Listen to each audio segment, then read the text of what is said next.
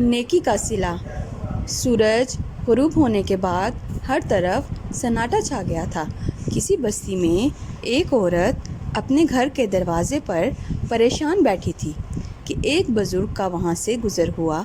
इन्होंने इस औरत से सबब पूछा कि क्या हुआ, तो वो औरत दुखी आवाज़ में बोली, आप मेरा हाल सुनकर क्या करेंगे। बुज़ुर्ग ने कहा, तुम्हारी परेशानी का कुछ हल तलाश करूँगा।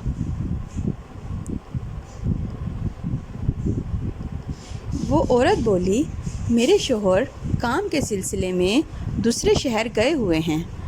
इनके जाने के 2 दिन बाद हमारे घर में चोरी हो गई है। घर का सारा कीमती सामान चला गया।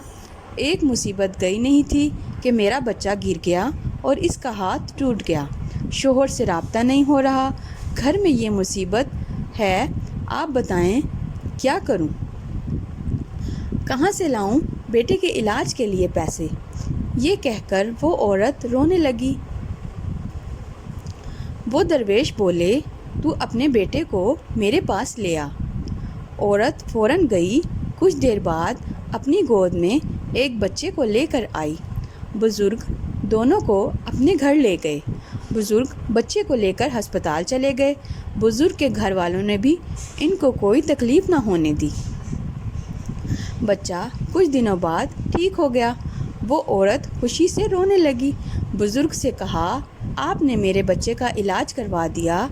आपका ये एहसान मैं कभी नहीं भूलूंगी। बुज़ुर्ग ने कहा, बेटा, तुम्हें शायद याद नहीं, बरसों पहले मैं तुम्हारी बस्ती से गुज़र रहा था। प्यास के मारे बुरा हाल था। मैंने एक घर का दरवाज़ा खटखटाया। वो घर तुम्हारा था। तुमने मुझे पानी पिलाया, खाना खिलाया और हर तरह का आराम पहुंचाया। मैं तुम्हारा ये एहसान नहीं भूला। आज भी इसके लिए शुक्रगुजार हूँ। औरत ये सुनकर बहुत खुशी हुई और अपने घर वापस चली गई। शोहर घर लौटा तो इसे सब कुछ बता दिया।